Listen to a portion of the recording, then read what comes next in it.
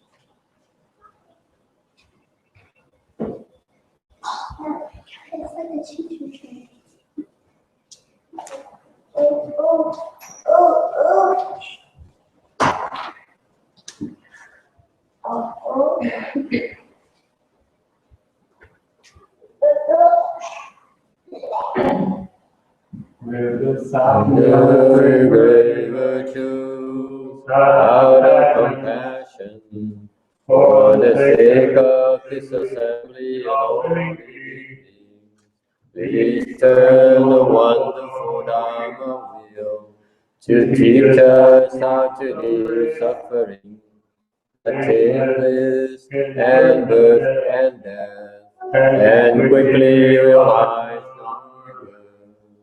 cùng đến lại đức tặng thịnh mỹ đức pháp hồi gặp nhờ kiếp chúng sanh tình duyên nhiều pháp mừng nhau đau ngã mùng như á liêu sanh quả tư đi khổ đà tâm chứng vô sanh.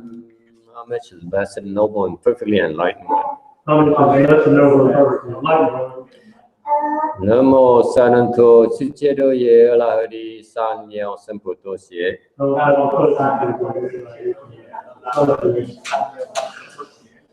Nam mô Tathagato Yadaya Alahade Tamyotam Bodhatoa. The unsurpassed, profound, subtle, and wonderful Dharma in 100,000 million aeons is difficult to encounter. Now I've come to receive and maintain it within my sight and hearing about the path, and thus come one's true and actual being.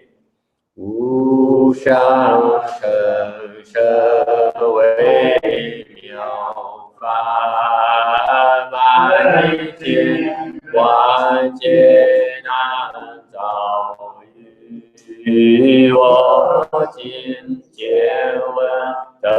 手持愿解如来真实义。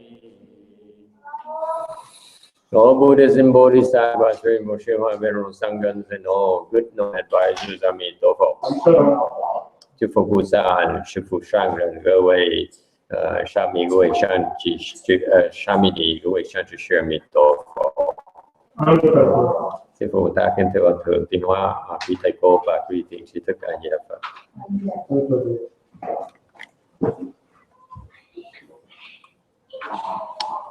Welcome everyone. Today is 26th of April, 2015. We are in Rosemead to continue discussing the Heart Sutra. You should be on slide 113.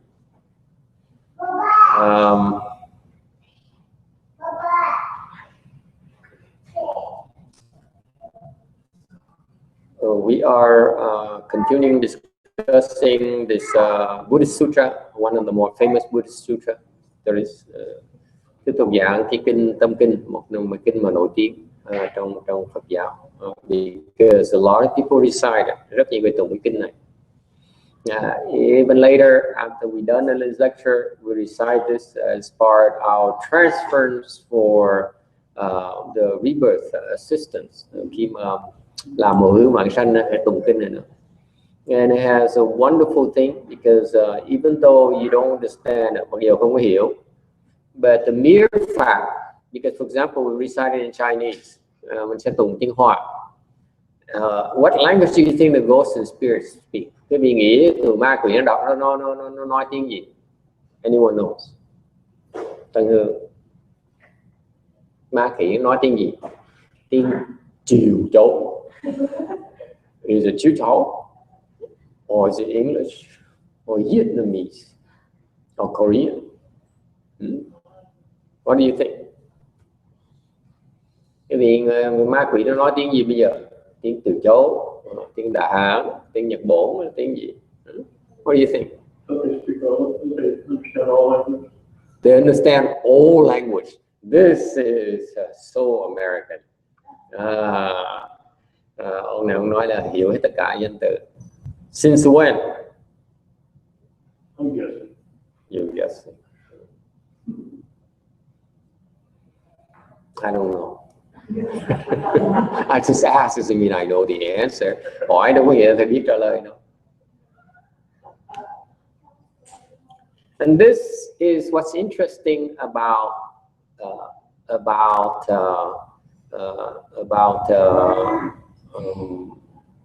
comprehension. Cái này cái đặc biệt của cái sự hiểu biết.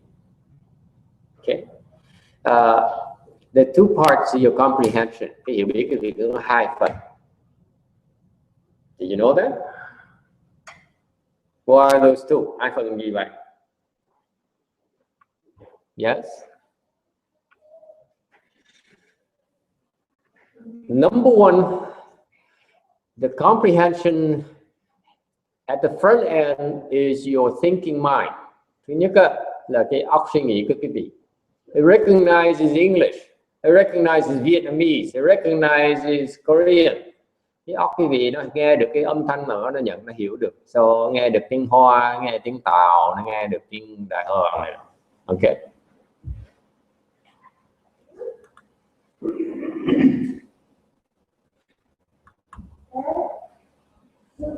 And so that's what happens. So if you are reciting or you are talking a different language that it doesn't know, then it will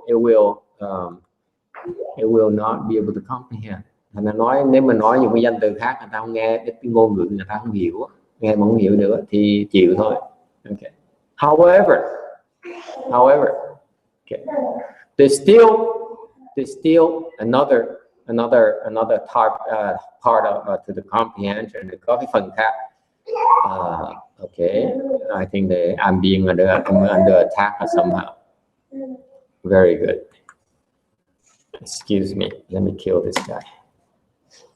Oh, take a minute. Oh.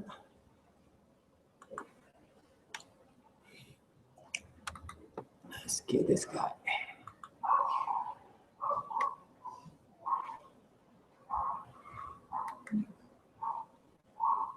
Yeah. And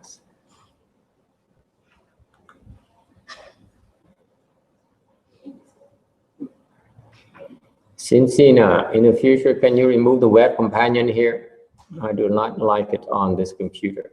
I don't care for this web companion. Okay, never mind. So it's killed. All right. There's a part where something called the Buddha nature. Cái phần thứ nhì là cái Phật tính của quý vị. It's able to comprehend anything. Cái Phật tính của quý vị nó có thể hiểu bất cứ cái gì. To understand, it's not restricted, limited to the language used. Nó không bị hạn chế bởi cái ngôn ngữ. Do you realize that?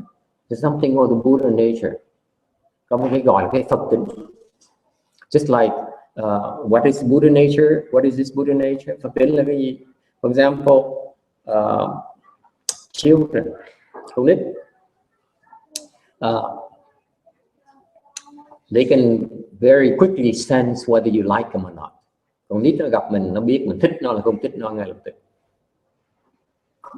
Right or not? Hey, young lady, Jocelyn, is it true that you can tell that someone likes you or dislike you right away? Am I correct?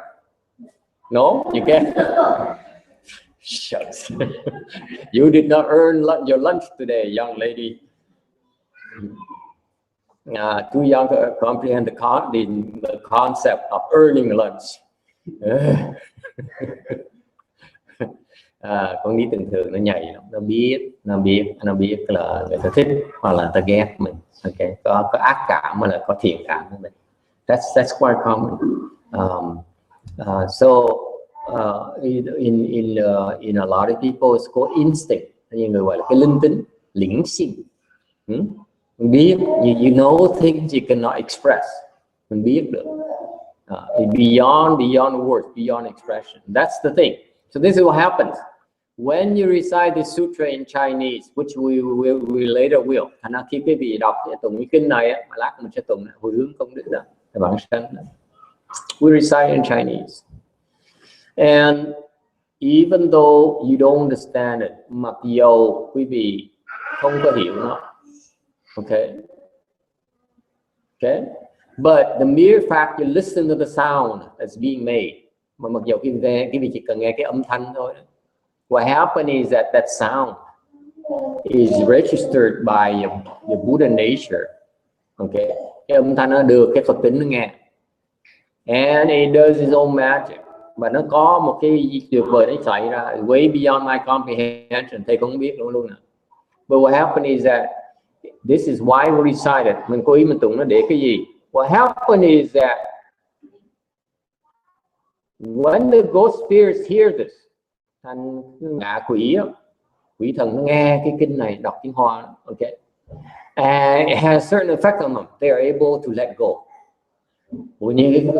Có một cái cảm ứng là họ có thể xả được. They can let go. They let go of what?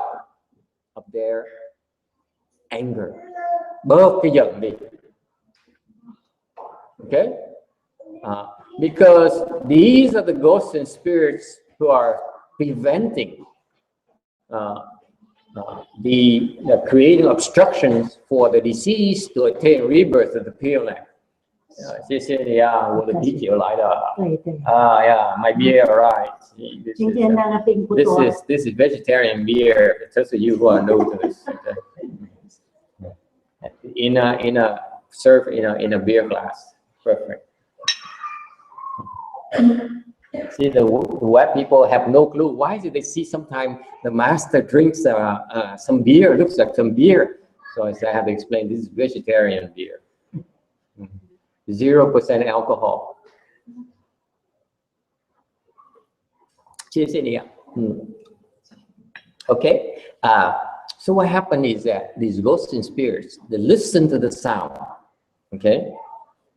But in hearing it, they able to somehow calm down. Okay. And let go of their hatred, of their angry mind. thành cái quỷ thần nó nghe được cái kinh này bây giờ không hiểu gì hết, cái tâm có có cái cảm ứng, có cái ảnh hưởng, cái tâm họ bỗng nhiên họ có thể hiền dịu lại và xả bớt cái sân hận. And these are the ghosts and spirits that are causing problems for the deceased. Đây là những cái người mà họ đang tạo cái sự cản trở, làm sự phiền não cho những người vãng sanh, đang muốn vãng sanh. So that's why we recite this mantra, and it has its own magic. Thành đọc cái kinh này nó có một cái ảnh hưởng rất là tốt. Okay, all right. So so that's why it's very popular, because it's very short and yet has its own magic. Mặc dầu nó kinh nó rất là ngắn, it doesn't make sense for most people who recite it. Những người mà người ta nghe kinh này, even the Buddhists, they've been reciting for 20, 30 years, they still don't get it. Những người đọc kinh 20-30 năm mà không có hiểu như thế. In fact, I once listened when I first became fully ordained. Thì ra lúc mà thầy mới bắt đầu được thọ tỳ kheo giới đó, I went to a famous Vietnamese master, very, very famous. Very, very famous. Tới cái khóa tu của một cái vị hòa thượng Việt Nam rất là nổi tiếng, rất là nổi tiếng. And he explained this Heart Sutra. Ông giảng cái kinh tâm kinh này. And I listened to it, and then at that point, I even disagree with his understanding already. Hồi đó mà Sa Di thầy đã không đồng ý với hòa thượng. I thought he didn't understand what he's talking about. Hồi đó thầy không tin là ông đã hiểu tâm kinh. Anyway, so we are on slide 113. Trong 113, the Sutra text said that so too are feeling, cognition, formation, and consciousness. Thọ tưởng hành thức diệt phục như thị, sâu sẵn xính sự, y phu rú sự. Meaning that we're talking about feeling, cognition, formation, and consciousness are the remaining four skandhas. Đang nói về những cái bốn cái uẩn còn lại. See, for those you are new, there are a lot of new people here today, so let's spend a few minutes bring them up to speed a little bit. Thầy nói cái vì mấy người mới tới nghe thì the skandhas are the Buddhist term to describe the four components of something called the ego. Cái ngũ uẩn là cái 5 cái yếu tố của cái ngã của quý vị. When people mention the word ego, khi những người you heard the word ego before, right? Especially you children, right? Okay. Ego from the Buddhist perspective is broken into 5 components. Nên Phật giáo chúng ta đó phân tích cái bản ngã mà thành 5 cái phần, 5 cái thành phần. Okay. The reason you have an ego, people have an ego, lý do cái vị có cái bản ngã, okay, it's because you have these 5 components. Okay, cái bản ngã nó có 5 cái phần này. Number one, okay, there's a form, meaning it's a body. Thứ nhất là có cái thân. You think of yourself as the body you have. Cái vị nghĩ là cái thân cái vị là quý vị. You think the body is you. Okay. Number two, thứ nhì, you have feelings. Quý vị có cái thọ tức là cái cảm tưởng. Okay. For example, you feel sad, you feel happy, that's you, right? Cái vị bỗng nhiên thấy sung sướng, cái vị thấy buồn, đó là cái bản ngã quý vị. That's part of your ego. It feels good, it feels bad. Okay. That's your ego. Number three,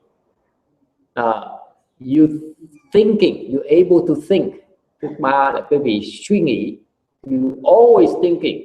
As soon as you wake up, you think non-stop until you go to sleep. Am I correct? Cái bản ngã quý vị, you see, Justin understands everything I explained today. Wow. And she doesn't know, but she can't tell whether someone likes her or not. Cái thứ ba là cái tưởng tưởng, tức là cái cách óc suy nghĩ của quý vị. Number 4 is something called formation activity. Thứ tư gọi là hành.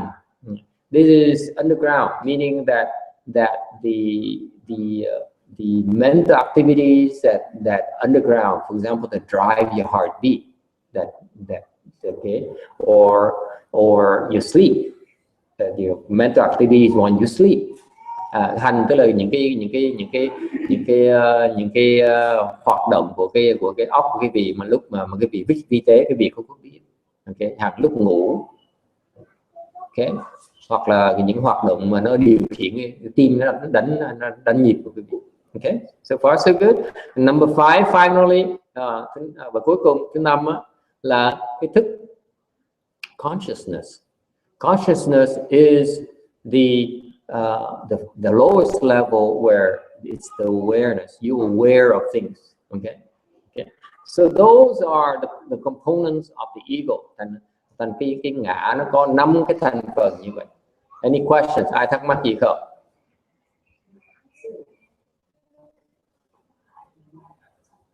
Okay. So this is how the Buddha dissected the ego. Thành đây là Đức Phật dạy mà phân tích ra cái bản ngã này. Why is that? Tại sao như vậy? Because the Buddha says these 5 components are illusions. Đức Phật nói 5 thành phần này là nó chỉ là vọng tưởng, là giả thôi. They're illusions. They're not real. Okay.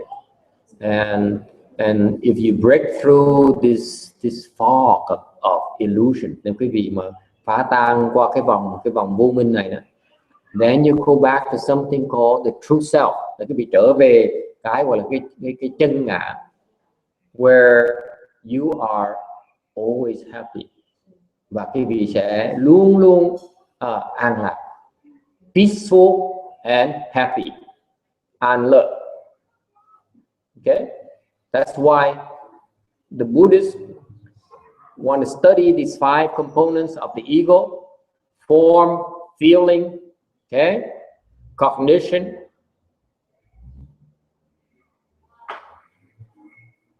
form, feeling, thinking, cognition, formation, and consciousness, so that they can break through all these mirages and go back to the true self and end all suffering. We have no more suffering. Mà quý vị khi mà tới đã phá qua được cái vòng cái ngũ uẩn này, quý vị trở về cái sự an lạc, nó trường cửu. Okay. So for example, ví dụ, so you think what does it have to do with me? Quý vị đang ngồi, con người đang suy nghĩ cái này nói nó xa nó gần, nói nó viển vông là làm gì? It's may not have anything to you yet. Quý vị chưa hiểu được. But it matters to the 3 people here who are aspiring for rebirth to the Pure Land. Nó có cái quan hệ rất là lớn lao cho 3 cái người mà đang được làm 49 ngày nữa. You know why? Anyone know? Có biết tại sao họ quan hệ với họ không? Why? Bên Trà.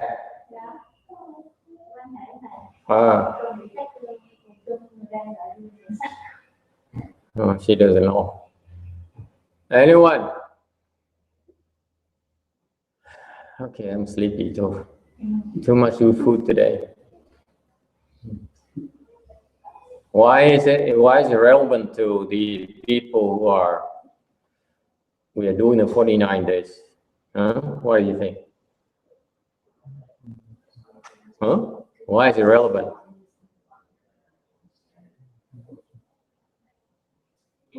You know, when people go for rebirth, like we're trying to help these people do.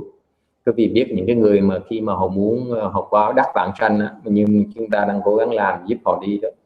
Nhưng what's going to happen? They go to a place where it's very happy. Họ tới một cái chỗ nó rất là sung sướng. Then we put it this way for you. Thì nói cái vị nghe nè. You have no clue what I'm talking about. Quý vị không biết thầy nói gì. If I talk about peace and bliss, you don't know, you have no clue. Thầy nói Nếu thầy nói về cái an lạc cái gì không biết được. But I'm asking you to think about something that makes you so happy. Thầy nói cái gì, cho cái ví dụ như vậy, cái gì tưởng tượng một cái chuyện làm cái gì rất là sung sướng. Think about it, don't tell us, okay? It remains your privacy, your private life. Cái gì cái chuyện riêng tư cái gì không ai muốn biết, okay? So far so good. Think about what makes you very happy. For some people, it's ice cream, okay? For others, it's cheese, a grilled cheese sandwich, and so on. Okay. Some others is different. So think about the thing that makes you happy. So far so good. Giờ cái vị tưởng tượng cái chuyện mà làm cái vị biết mà cái vị làm cái vị sung sướng hạnh phúc nhất. Okay. So far so good. Think about it. Don't tell anyone. Multiply that by 10,000 times. Okay. Nó gấp 10.000 lần. And that's the bliss or more. That's the bliss that you will experience when you go to Western Bliss Pure Land every single day. Và cái vị lấy cái hạnh phúc đó, cái vị nhân lên một vàng. Thì cái hạnh phúc mà quý vị mà khi mà đắc được qua Tây Phương Cực Lạc vãng sanh đó, nó gấp ít nhất là như vậy. It's the least happy you feel. Mỗi ngày. And you never experience pain and suffering or illness. Và quý vị sẽ không bao giờ khổ, không bao giờ đau đớn, không bao giờ bệnh hoạn. You never be sick again, ever. And that's the life in the Western Bliss Pure Land. Đó là cuộc sống bên Tây Phương Cực Lạc. So far so good. That's why the Buddhists aspire to go to the Pure Land upon death. Bởi vì người Phật tử đó, người ta muốn được tới đắc vãng sanh sau khi qua đời. Okay. Any questions? Ai thắc mắc gì không?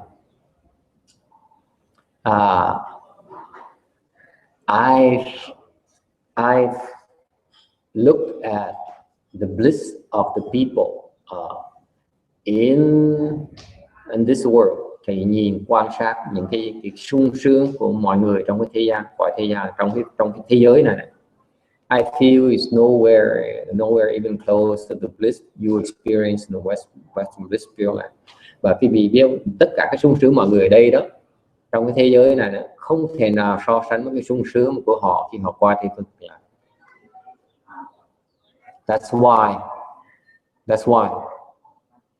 the Western Bliss Pure Land has an open door policy. Thành ra cái Tây Phương Cực Lạc có một cái đặc điểm.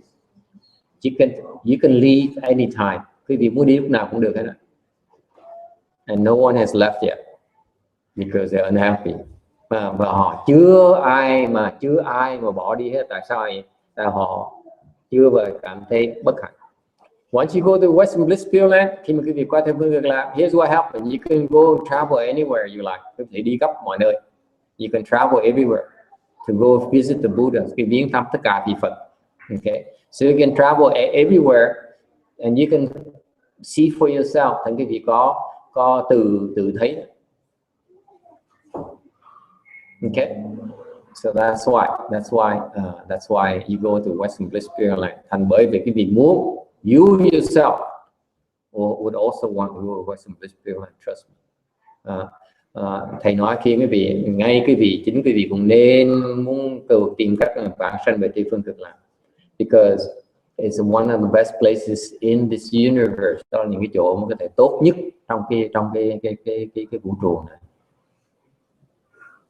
Okay. You don't know what I'm talking about. I hope you trust my word. Thầy biết quý vị không có hiểu cái lời thầy nói đâu. Thầy hy vọng quý vị tin cái lời thầy nói. Okay, trust me, there's no better place for all of us than a Western Bliss Pure Land. Không có chỗ nào tốt hơn mà ngay Tây Phương Cực Lạc. So far, so good. Now I have your attention here. I hope that I'm grateful. I'm impressed you come here to show that you care. Thành mấy người tới đây ngày hôm nay thì rất là cảm ơn là lại họ tới đây để tỏ cái lòng thương mến của họ. Okay. And that's why I want to share with you that we're working hard to try to send these people to the Pure Land. Thì chúng tôi đang tu hành làm việc gắt gao để mà tạo phước báo cho họ đi qua Tây phương cực lạc. We need to generate a lot of blessings for them to get there. Okay, and so you are in the process. Quý vị đang làm như vậy. How do you generate blessings? Quý vị làm sao mà tạo phước bây giờ? By doing good things. Làm những chuyện tốt. Today you ate a vegetarian lunch. Ngày hôm nay quý vị ăn chay, meaning that you are reducing your meat consumption, which is reducing your killing karma. Quý vị bớt ăn thịt á, thì quý vị bớt cái nghiệp sát sanh. And because of that, they benefit from your good deeds. Vì như vậy những cái người mà đang đợi đây đó, họ đang hưởng cái phước của cái công việc quý vị làm. Does it make sense? So you are making a difference. Quý vị đang có ảnh hưởng tốt thôi. Okay, it's not nonsense. When you when you do things good, like when you do good, khi mà làm chuyện tốt, we all are taking a loss. Tất cả mọi người đều chịu thiệt thòi. Think about it. You could be out there playing and drinking and spending time, have a merry time with your friends. Cái vì thay vì mà ở chùa này, cái vị đáng lý là có thể đi quay cine, đi chơi vui vẻ với bạn bè, and yet you come to the temple and sit there and cross your legs and feel uncomfortable. Ngồi đó mà cái chân kéo chân nó khó chịu, right?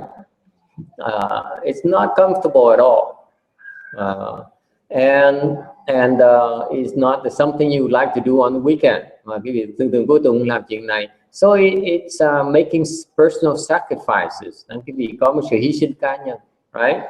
And that's when you make sacrifices, you deliberately choose to take losses. That's called creating blessings. Cái vị chịu thiệt thòi như vậy, cái vị đang tạo công đức. Okay. And you listen to the principles, nghe giảng kinh, like explaining the sutras, and you also generating a lot of blessing. Cái vị cũng tạo rất nhiều phước. Okay, so all these good deeds generate blessings, tạo nhiều phước, ta làm chuyện tốt, làm chuyện lành, and that's for these blessings. And later we generate that we transfer all these blessings to the deceased.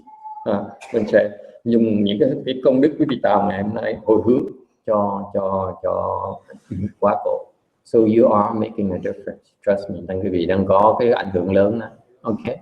Yes. Do you have a question, young lady? No? Oh, okay. Sorry. Go back to sleep.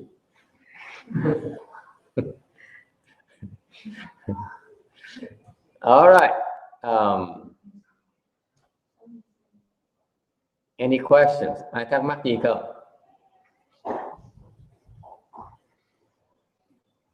Okay.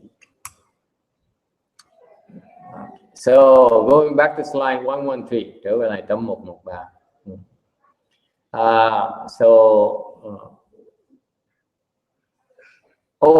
I haven't finished my point. Từng nói chưa xong. Xin lỗi. So what happened is that when you go to Pure Land, nói chưa xong, xin lỗi. Khi quý vị về Tây phương Cực Lạc, you know what happens? You don't have to work. Quý vị không cần làm việc nữa. You know that? You don't have to go to school. Không cần đi học nữa. It's true. No more school. No more homework. Không cần làm bài vợ nữa. I see the young man is smiling. I would like it too. Okay. Especially I remember when I was your age, I had to go to summer school. It's no time off. Mom would not let me off the hook, even in the summertime. It's nasty. But you go to Pure Land, no more school, no more work. Về Tây phương cực lạc, cái việc không cần phải đi học, không cần phải đi làm việc. Okay. You wear the nice clothes you want to wear, áo quần gì muốn mặc sang đều có hết. Okay. Because it takes a lot of blessings to be there. Ở đó rất nhiều phước tới đó. Okay. And so what do you do? Làm gì bây giờ? You do something that you don't normally do here. Quý vị làm những chuyện ở đây cái chuyện làm. You cultivate. Chỉ tu thôi. That's all you do. Day and night you cultivate. Ngày đêm quý vị chỉ tu thôi. So that one day you become a Buddha. Ngày kia quý vị sẽ thành Phật. Okay. I know it doesn't sound very exciting to you. Tu hành có gì hay đâu. Cultivation is once you get there, you like to cultivate. Ở đây quý vị không thích tu, qua bên kia quý vị thích tu. Here you don't like to cultivate. Over there you like to cultivate. Okay. Here you like to have a good time and waste your time. Ở đây quý vị muốn vui chơi, phí thời giờ của mình, phí tuổi trẻ của mình. Qua bên kia đó thì mình tu. Okay. In fact, when you go to Western Spirit Land and you cultivate, you sit and you cross your legs. Chuyện này lạ lắm. Cái gì bước qua Tây phương cực lạc mà ngồi đợi tu, ngồi xếp bằng lại. Because we cross our legs in a Western Spirit Land. Tây phương cực lạc xếp bằng lại. You know what's something wonderful about it?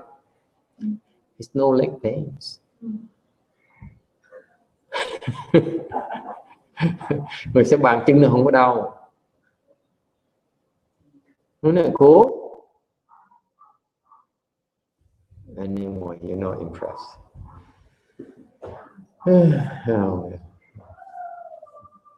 Because in Western Blissful Land, there's no pain. Tại vì bên Tây phương cực lạc không còn cái đau nữa. There's no more pain. Too good to be true. Do you believe it? Quý vị có tin không? And that's why it's so wonderful. Life in a Western Blissful Land. And bên Tây phương cực lạc, cuộc sống nó rất là tuyệt vời như vậy. You cultivate, quý vị tu. What do you cultivate? You cultivate in recognizing the five skandhas are illusions. Ở bên đó quý vị sẽ tu, quý vị sẽ tu về cái pháp mà giúp quý vị hiểu rằng ngũ uẩn dài không. So when we explain this sutra here, mình đang giảng tâm kinh này, this heart sutra here, they listen. Mình giảng như vậy, họ nghe được. Okay, so they get started already. Họ bắt đầu rồi. They're on the path. They're on the way already. So we benefiting them, and we đang làm lợi cho họ. And hopefully today you come, those you are new to the temple, your first time here, quý vị tới đây lần thi nghe giảng kinh, first time to a sutra lecture, this sutra lecture. You also planting, creating conditions for yourself. Tại quý vị cũng tạo cái phước đức cho quý vị. So that in the future, when you yourself have a chance to go to some blissful land, quý vị cũng sẽ có cơ hội để tới Tây phương cực lạc, which I hope you will. Hy vọng quý vị sẽ có cơ hội để tới đó. Then you yourself, you also be practicing the same dharma. Quý vị sẽ tiếp tục tu cái pháp này, cũng tu cái pháp này. You look at your five skandhas until they all are empty. Quý vị quán tất cả cái ngũ uẩn, 5 ngũ uẩn tới cái lúc mà nó trở thành không. So far so good. Okay. So that's what the Sutra explains in this section. Cái phần này giảng ở đó, cái kinh này giảng ở đó là it says that the form is emptiness. Nói là cái sắc là không. Okay. And because form is merely an illusion. Cái sắc á, your body, these shapes, okay, may be real to you. Những cái sắc, những cái vật này đối với vì nó because your senses tell you they're real, right? You can touch them, you can feel them. Quý vị thấy nó cảm tưởng là thiệt. But actually they are not real. Thực sự họ không có chân thật. Why is that? Because your perception is wrong. Tại vì cái nhãn quan cái vị nó sai lầm. What you don't realize is that these people, these things are deteriorating. Những cái này nó đang rã rời từ từ. Okay, they're changing. Nó đang thay đổi, but you can't see it. They're changing very slowly. Thay đổi từ từ. They're disintegrating eventually over time. This will return to dust. Thì những cái này hiện bây giờ nó thiệt như vậy. If you look at a long time span, nhìn tới cái cuộc sống, cái mạng sống của cái vật này á, thì cuối cùng nó sẽ bị tiêu tan, nó trở thành lại bụi, trở về cát bụi. They return to dust. They return to nothing. They will disintegrate. Nó sẽ biến mất, nó sẽ bị hư. And that's what is meant by emptiness.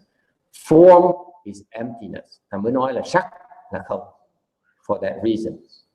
So far so good. Okay. This is only here temporarily. Eventually it will disintegrate. Sự thật là same thing your body. Cơ thể cái gì? Just like her body. Okay. Now, comes Thursday, it will be disintegrated and return back to dust. Okay. Thành ra như mình chết, mình sẽ bị hỏa thiêu, hỏa táng, thì cái thân mình sẽ trở về cát bụi lại. Okay, that's the meaning of that. So, but however, we are so attached to our body. Nhưng điều của chúng ta rất chấp trước với cái thân này. We think it's real because we only see at one time moment. You look at overall, then you see that it changes constantly and it's dying. Cái vị nhìn cho lâu, đủ lâu thấy cái cơ thể nó đang thay đổi, và cuối cùng nó sẽ chết, nó trở về cát bụi lại. Okay, return to emptiness. So far, so good. So meanwhile, might as well enjoy it while we still can, right?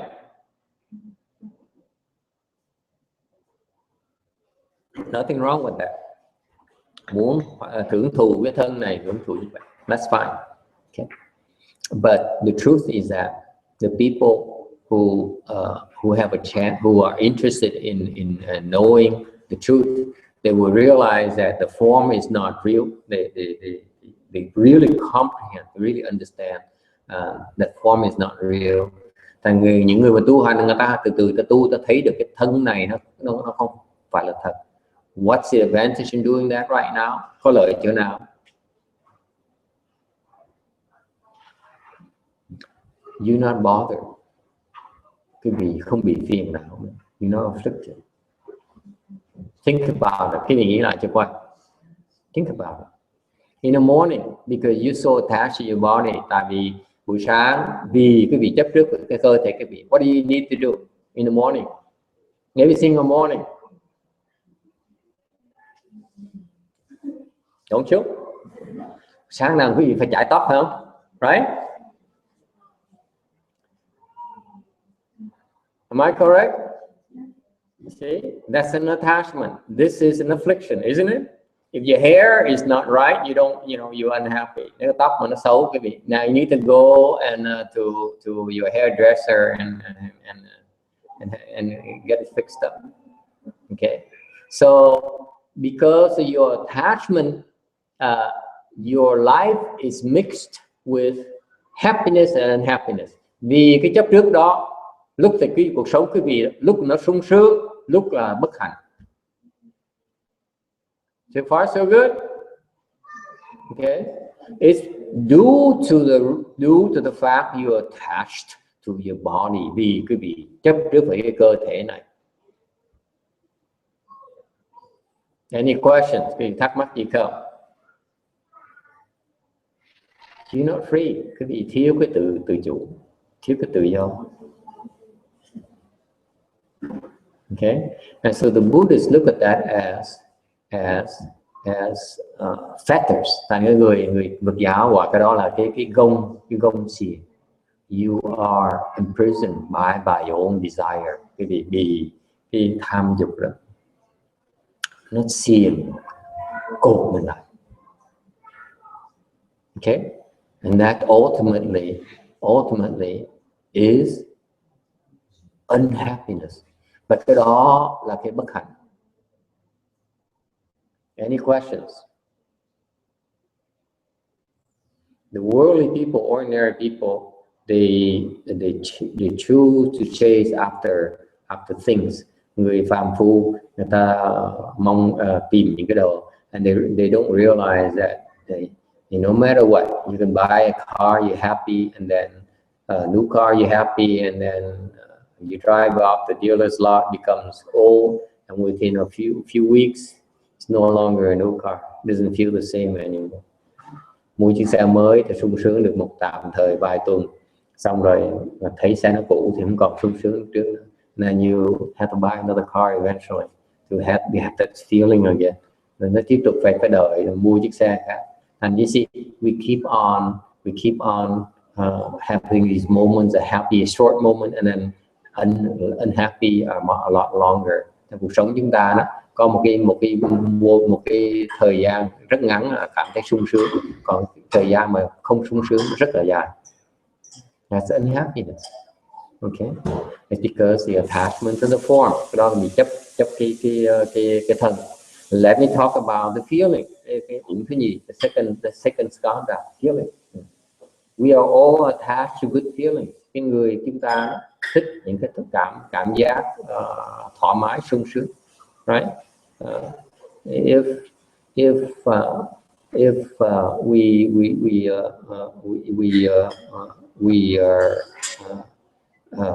people praise us, hoặc là người ta khen mình, okay, we feel good. Okay, but when people criticize it, người ta mà chỉ trích mình, then you feel unhappy. Mình thiếu, mà mình chỉ trích mình khó chịu. Okay. So far so good. So that's the nature of the feeling. Cái cảm giác như vậy. Because people don't realize that temporary feelings, the feelings are temporary. Những cái cảm giác đó nó tạm thời thôi. Whether it's pleasant, unpleasant, it's all temporary. Những cảm giác nó thoải mái hay là khó chịu, nó chỉ là tạm thời. Okay, and they also are illusory. Cái đó chỉ là giả tạo thôi. Same thing with thinking. Cái óc quý vị vậy. Your thoughts, they never stay the same. They jump from thought to thought. Cái tư tưởng quý vị nó nhảy tưng từng cái tư tưởng tới tư tưởng khác. Okay. So there's no need to be attached to all these thoughts. Quý vị mình chấp những cái tư tưởng. So these the sutra went through the process of explaining to us why these five skandhas are basically false and empty. Thành cái ngũ uẩn này kinh là dạng cho chúng ta biết là ngũ uẩn thiệt ra nó chỉ là không có là thật. Okay. So everything is illusory, and that's why the word emptiness means. Thành cái chữ không là ý nghĩa cho đó.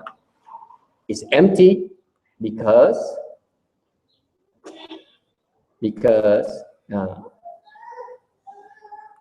when you feel something is empty, khi quý vị thấy được cái hiểu là cái không, then you are no longer attached to it. Khi quý vị thấy được cái chữ không này đó, là quý vị không còn chấp trước nữa.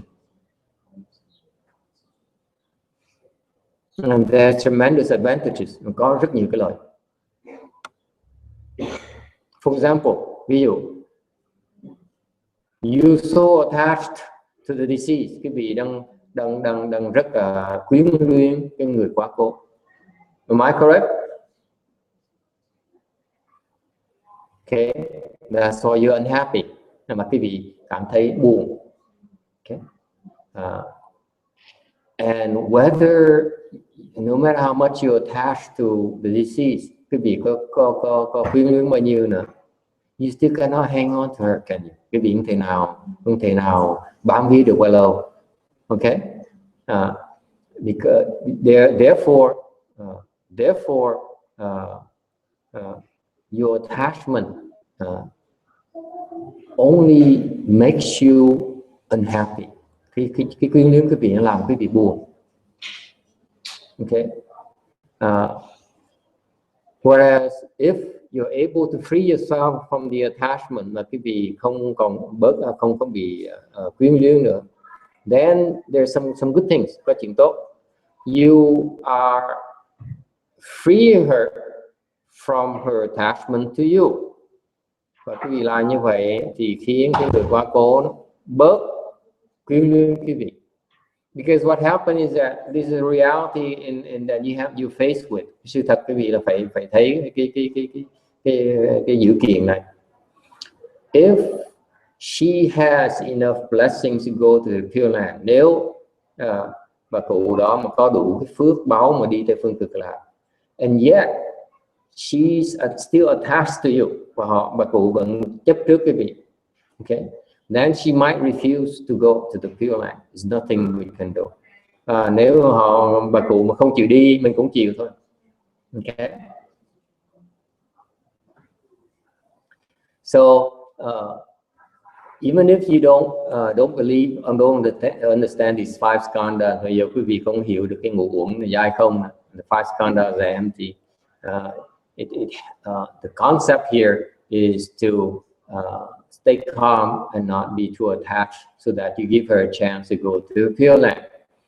Cái ý nghĩa cái vị ngày hôm nay tới là nên bình tĩnh để mà bớt quyến luyến, để cho bà cụ có cơ hội mà đi. Okay, so far so good.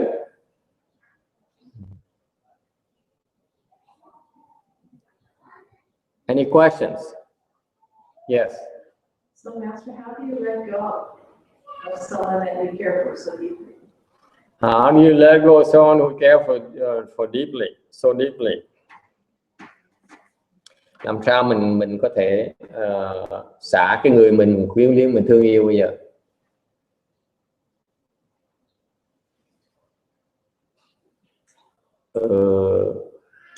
I don't know. How do you let go? You tell me. How do you let go? Anyone, please help us out.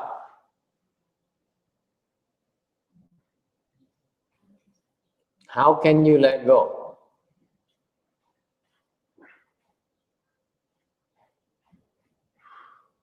Yes, sir. You have to deliberately put your attention elsewhere until the feeling subsides. You put your attention somewhere else. Mình nghĩ chuyện khác.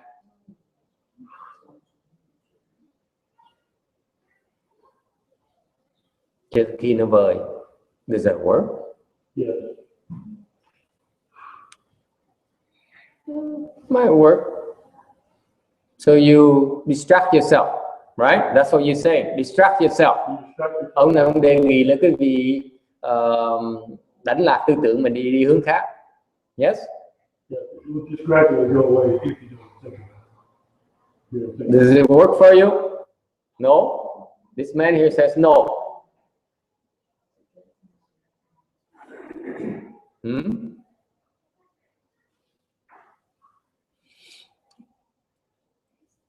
I feel the opposite works better.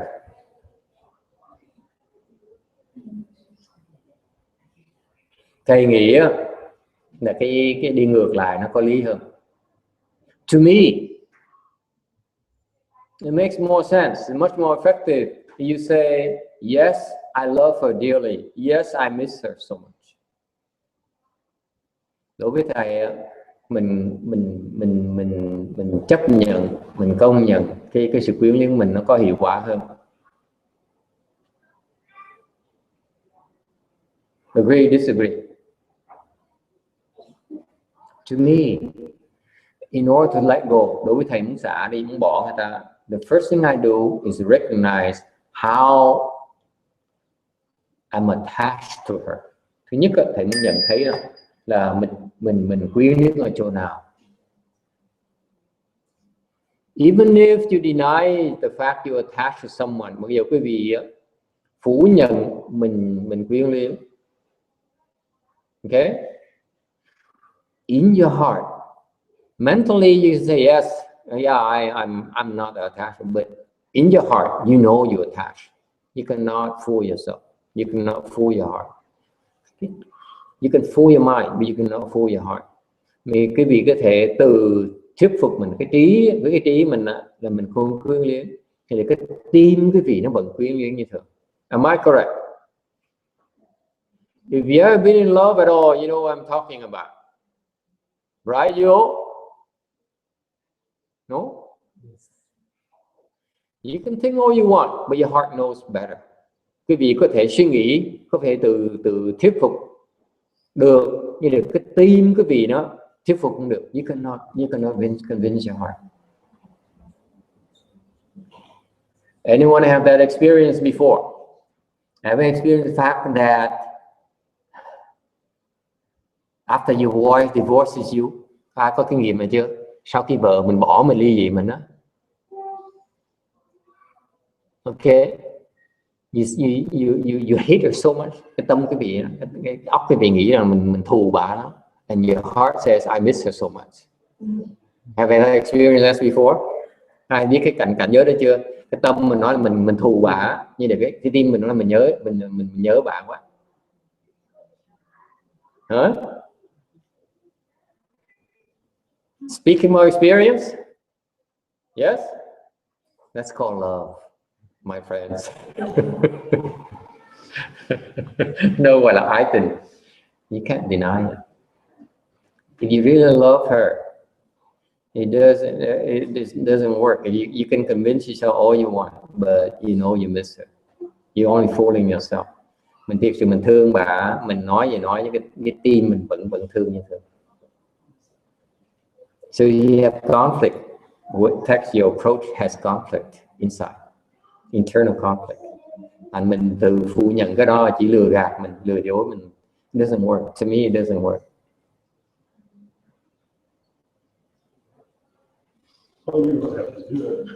I'm always right. I never give you credit for anything I text all these years. 6 years. He comes here, 6-7 years. He comes here and listen lecture every single Sunday afternoon. I never give him credit for anything. He keep on coming.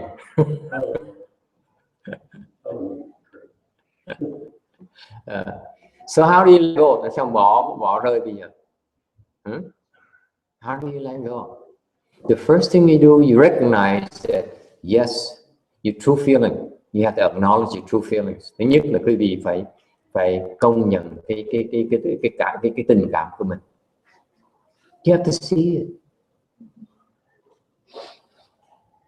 If you cannot see it, you don't know what you're letting go. Quý vị mà không chịu công nhận, chấp nhận nó thì sao quý vị bỏ được? Am I making sense to you? If you decide, if you only, if you recognize totally, you can let go totally. You recognize partially, you can let go partially. That's all you can do.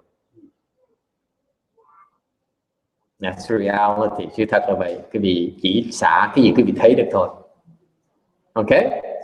So, to me, it's okay to first to admit to each other, I miss her.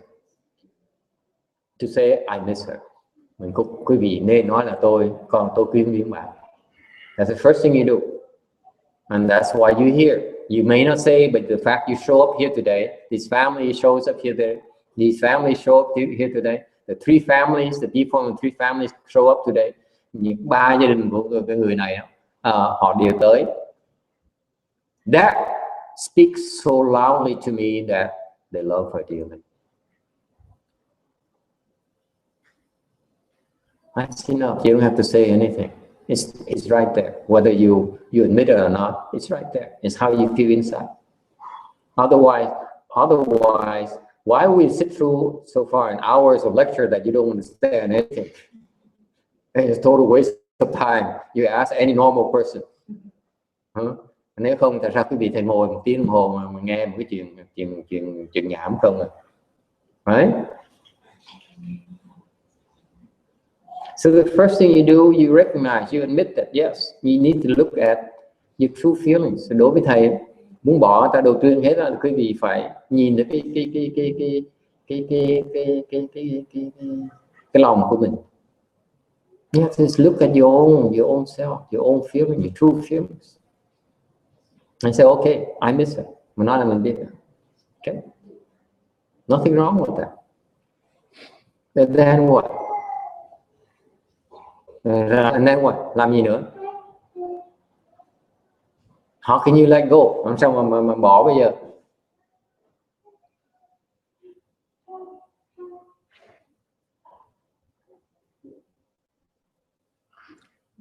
How can you let go? Vicky, you ask, come on, get to work. How can you let go? Now you recognize, you admit to yourself, yes, I miss her. Well, go, as you mentioned earlier, is if you can let go, then she can let go, and her goals together to pure, right? So you have to be willing to let go, so that way she can go to pure for her benefit, to help her. Very good. You guys don't quite express it. Let me paraphrase it for you. Okay. For us to tell you to let go, it cannot be done. I didn't tell you to let go, did I? Cái sự thật đó, là nếu mà thầy nói cái gì là phải bỏ cái bà thì cái gì làm không được. Tại sự thật đó, I've been counseling this family, some of these people for a few times. Did you hear me telling you to let go? Thầy hỏi, thầy khuyên mấy cái khuyên lên mấy cái gia đình người này có một số người rồi, vài lần rồi. Thầy hỏi họ có nhớ thầy nói cái gì họ là khuyên họ xả bỏ bà không? Did I tell you to let go? Did I? Ask her. Ask the woman who comes every day. Did I tell her to let go? Did I?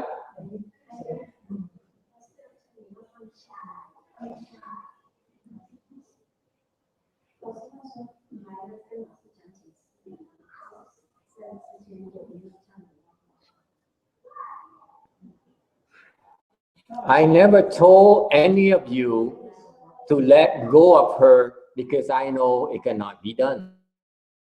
I don't ask you. Okay? Thầy không hỏi cái vị xả cho bà được bỏ bà tại vì thầy biết cái vị làm không được. I know you cannot do it. So why do I bother asking you?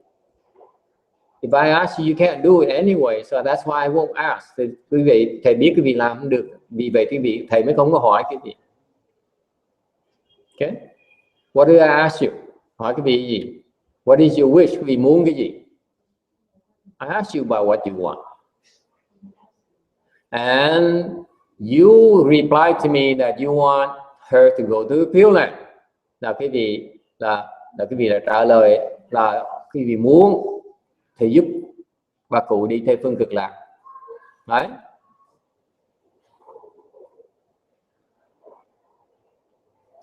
You don't have to let go, and yet you can help her get to the Pure Land. Thành ra giúp cái bà cụ đi theo phương cực lạc, đâu cần phải xả đâu. In order for you to help her go to Western Bliss Pure Land where she'll be happy, okay? You need to know what to do. Quý vị phải biết làm cái gì. All you need to do is learn how to do it. Do the right thing so that she goes. You don't need to let go. Quý vị đâu cần phải xả bỏ đâu. Because you can't. You only need to do the proper things for 49 days during this period so that she can go. That's all it takes. Trong thời gian này, quý vị chỉ cần làm cái chuyện đúng nên làm thì bà cụ đi được. Đâu cần xả đâu. All you need to do is not to keep her back. That's all you need to do. You don't have to let go. Okay? Cái gì chỉ cần đừng có cản bà đi cho là được rồi. Let me do my job. Để cho chúng tôi làm việc chúng tôi. Our job is to help her get there, but you can stop her. That's all. Việc chúng tôi làm đó là tạo cái phương tiện để cho bà cụ đi, nhưng để quý vị là cái người có thể cản bà lại. So you do not stop her, you encourage her to go. That's your job. Thành mình phải có sự hợp tác với nhau. Thầy làm việc của thầy, quý vị phải giúp bằng cách là không cản trở và thuyết phục, khuyến khích bà cụ đi. That's all you have to do. And then we all win. We all benefit from it. Make sense? So the answer to your question is that you don't need to let go. To me, if you admit to yourself how much you miss her, how much you love her, it's much more convincing when you tell her to go. Đối với thầy đó, mình thừa nhận mình thương bà cụ có hiệu quả hơn là phủ nhận. Any questions or comments? Ai có thắc mắc gì không? Does it help, Vicky? So this is why the Pure Land Dharma door is not clearly explained to you. Bởi vì cái pháp bản sanh này không có được giảng cho quý vị rõ ràng. Okay, I repeat for everyone's sake. That is, number one, you need to give her the option to go to the Pure Land. Thứ nhất là chúng ta phải tạo cái duyên, có cái cơ hội cho bà đi. Meaning we need to generate blessings. Có nghĩa phải tạo phước, so that we pay off her creditors, và trả cái nợ, chủ nợ cho bà. Because if you still owe your creditors, they will not let go. Nếu mà nợ họ không thả cái bị đi đâu. So we have to pay them off. And then you have to generate enough blessing for her to be able to get there. Thứ nhì là phải tạo cái phước để cho bà cụ bà đi được, đủ cái phước để mà bà bay qua bên kia. Nói nôm na đi. Okay. Think of it as boarding a rocket, an airplane, and going over there very, very far away. That takes a lot of blessing. Chỗ càng xa chừng nào cần nhiều phước chừng này. So far, so good. So those are the first things. Okay. The second part is that you have to encourage her to go. Thứ nhì là quý vị khuyến khích bà đi. That's all it takes.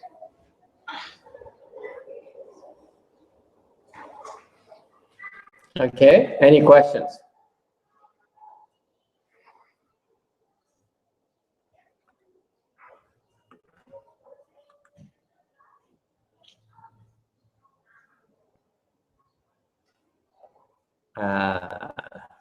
Okay, it's very tough for many of you, but it's okay.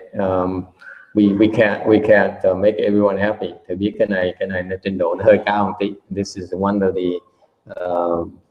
advanced Buddhist concepts. Cái này những cái lời giáo huấn của Đức Phật nó hơi khó hiểu một tí. Okay. I'm not offended if it's too much for you and you choose to do something else. Nếu quý vị thấy mà khó chịu quá thì không sao, thầy không có phiền lòng đâu. I'm gonna continue this lecture at the proper level that people came here for. Thầy tiếp tục giảng cái kinh này. Okay, như thường lệ. If you have any questions about rebirth or whatever, okay, our style is that you can ask any question. You can ask, you don't believe, you say this is nonsense, it's perfectly okay with us. Cái vì nghĩ không đồng ý, có chỗ nào không hiểu, có quyền hỏi. Okay, it's perfectly okay. Okay,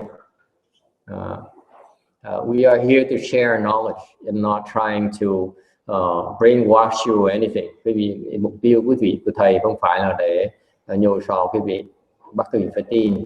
Okay, we all are free to pursue and believe whatever we feel is right for us. Mình có cái tự do tín ngưỡng mà, ai muốn làm gì cũng được hết. Okay, but if you have any questions, feel free to ask right now. You questions about rebirth. You're not the only one, by the way.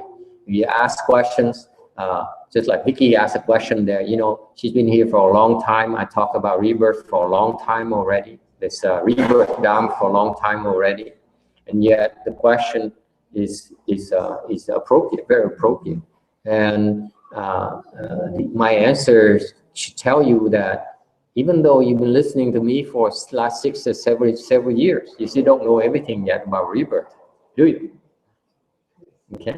Quý vị biết cái câu trả lời của thầy chứng minh cho quý vị thấy đó, mấy người nào nhiều ở cái đại học là 6-7 năm trời không nghĩa là họ hiểu tất cả đâu. So please feel free to ask. Okay. Any questions? Doesn't matter. Okay. If you don't ask questions, then I assume you don't care. You ask questions, I try to answer, and I tell you this: my students, the people, the regulars here, are experienced enough and are generous enough to be able to listen to your questions and help you understand as well, help me explain things to you as well. Okay, so feel free. Thành quý vị cứ thắc mắc, có quyền hỏi. Yes. My question is, when a spirit goes to Pure Land, do they go there to a temporary area where they go before they go on rebirth? Or it's not like an area where they go permanently and the spirit will not be reborn again? Okay, very good. See, no one ever asked that question before. Okay. Có người hỏi là khi mình chết á, cái linh hồn nó qua bên kia ra sao? There is no stupid questions, there are only stupid answers. Let me assure you. Okay. Here's what happens. Okay. Too bad that my people are not experienced.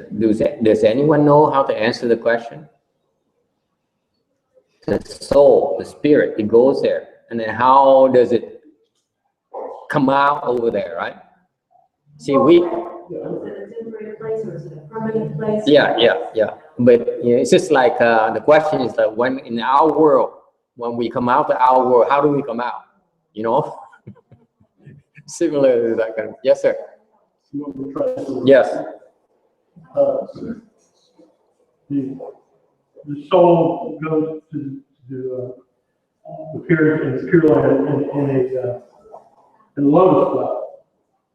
It's a lotus bloom, the person comes out fully formed. It's my understanding. And there are many different. I'll just answer that question. And then in a permanent location, you stay there. You can stay there until the person actually becomes Buddha. You stay there for millions and millions of years until you become Buddha. Unless I'm probably sending this elsewhere, suggested to go elsewhere. I come back here temporarily to do a specific job. And then you can return to Pure Land again. But you can't stay there forever, or at least until you become Buddha. Okay, very good. Let me explain it to you. It's correct. Okay, let me give them more background, put them in perspective. Okay, let me rephrase your question a little bit, paraphrase your question a little bit. You want to know how she's going to get there and what's going to happen to her, right? Basically, how she gets there, what form and where and so on, right? It's a birth process you are talking about. Okay. So my question is that Pure Land is a place of all the spirits' destination, Yes. or it's just a transition place where the spirit go there and wait for rebirth? The Pure Land is a galaxy. Okay. It's a different galaxy far away from us. 10 billion galaxies away to the west. It's very far from us. See, the where we are is the Milky Way is a galaxy. So there's many more galaxies in the universe. And the Pure Land is one such galaxy, 10 billion galaxies away. So it's a physical place, first of all. Okay. Thứ nhất á, cái tịnh độ là một cái hành tinh nó cách đây 10 tỷ cái hành tinh. So far so good. So it's a physical galaxy where you go. You take the Voyager thing and you keep on going to the west. Then eventually you will hit it before, in time. Okay, for a long time. Okay, and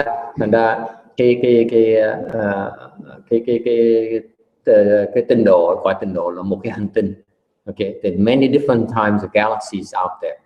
Okay, so the Pure Land is one such galaxy, one special kind of galaxy. Okay, thành cái tinh độ này cái hành tinh. Okay, now in our galaxy, gọi hành tinh này đó, how do you arrive here? Làm sao chúng ta tới đây? Typically for us, okay,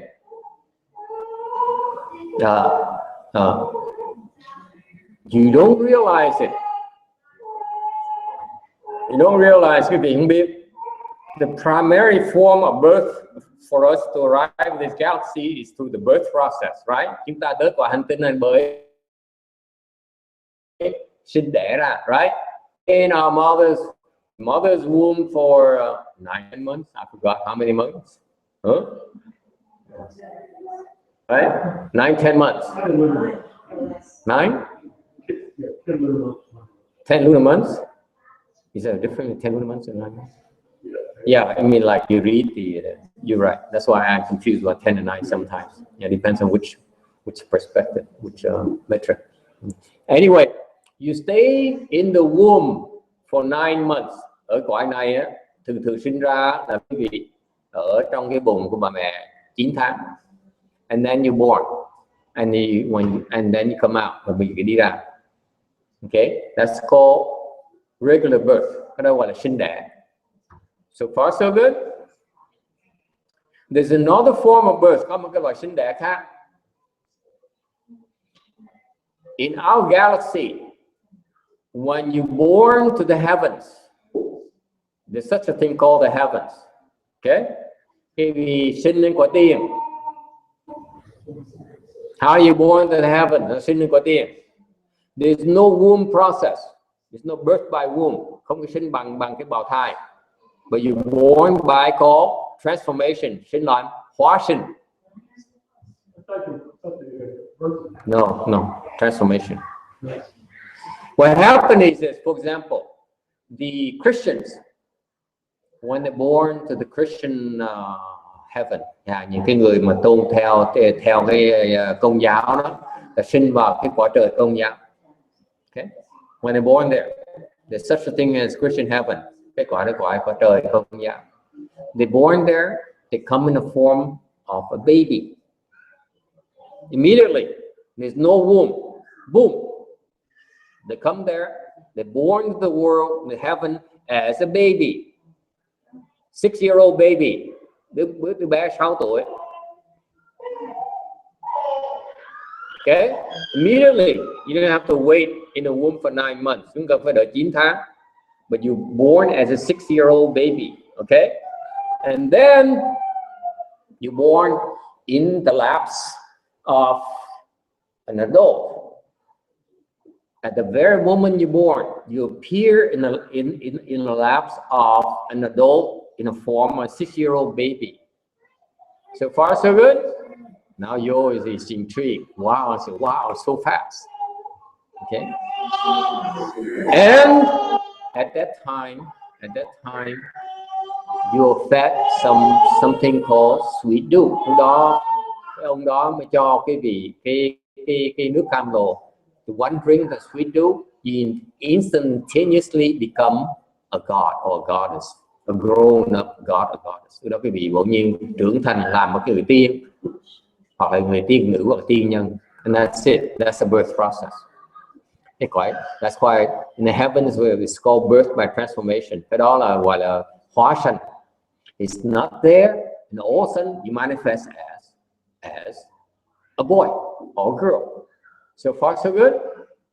So now I describe to you two forms of birth processes in our galaxy, by womb or by transformation. Cái cõi này thầy mới mô tả cái vị biết có hai cách sinh ra, hoặc là sinh ra bằng thai, hoặc là hóa sinh. Any questions about that?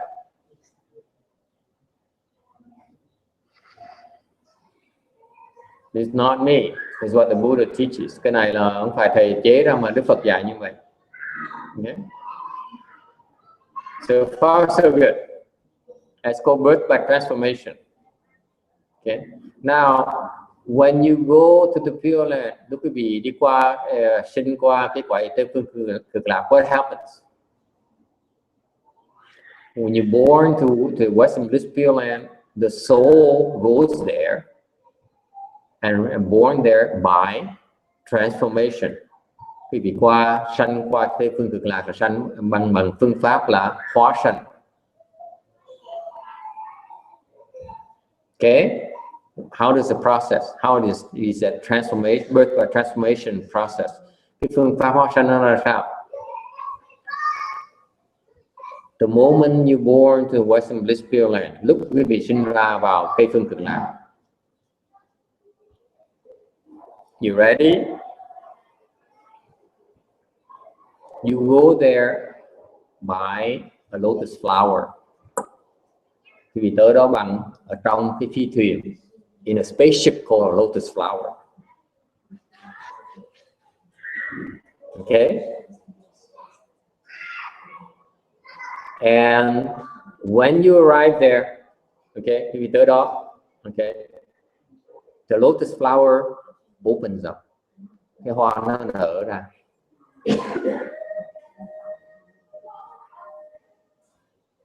That's how you born. That's all. And you have a full body. Cơ thể quý vị, you don't need to eat, we do anything. You have a full body already. Okay, so that body is neither male nor female. There's no more sexes over there. There's only one sex. There's no male, there's no female, it's just one sex. You come there fully formed as soon as the lotus flower opens up. That's all, and you're born. And lúc đó cái hoa sen nó nở ra là cái thân thể quý vị nó đầy đủ rồi. Cái đó là cái cách hóa sanh về Tây Phương Cực Lạc. Yes, Vicky. Are you born as an adult? Yeah, fully formed. Không có nam, không có nữ. So far, so good. Now, where you born, there's a difference. Và cái chỗ quý vị sinh ra nó khác. Depends on your grade, rebirth grade. Cái chỗ quý vị sinh ra đó, nó tùy cái phẩm vị của quý vị. What's the analogy? Tương tự như sao? Just like when you come to our world here, giống như quý vị sinh vào cõi này, you born to a rich family, you sinh vào nhà giàu, then you live in a nice house, quý vị sinh vào cái nhà giàu sang, tiện nghi. If you live born into a poor family, tough luck. Khi sinh vào cái nhà nghèo thì ở nhà trệt. Same thing in Western Bliss Pure Land. If your grade is higher, then you live in a nicer place. Cái phẩm vị bên Tây Phương Cực Lạc mà cao hơn thì cái vị sinh vào cái nhà, cái chỗ ở nó sung sướng, nó sang trọng hơn. And see, that's why the blessings really matter. Bởi vì cái phước báo nó quan trọng, không phải chuyện chơi đâu. So far, so good.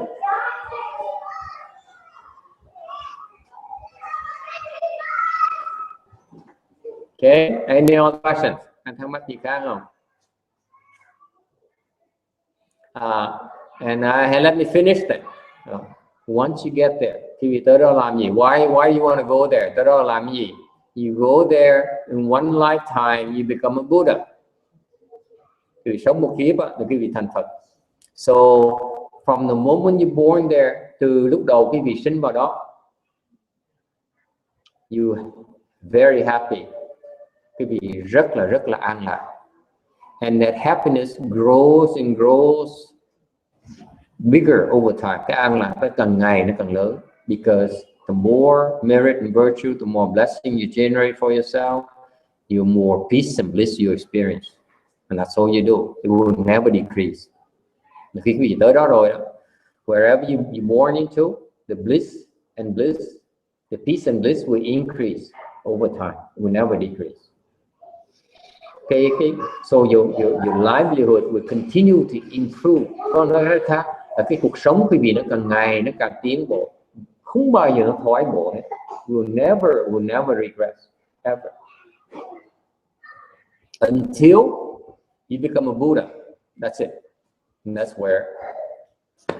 where you reach perfection, the ultimate. Mà lúc đó quý vị sẽ tiếp tục tiến bộ và không bao giờ thoái bộ cho tới khi quý vị thành Phật.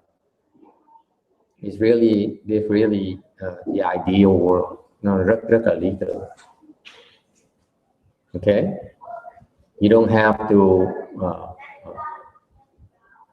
go anywhere else. Quý vị không cần phải đi đâu, and yet you can become a Buddha. Quý vị có thể thành Phật được.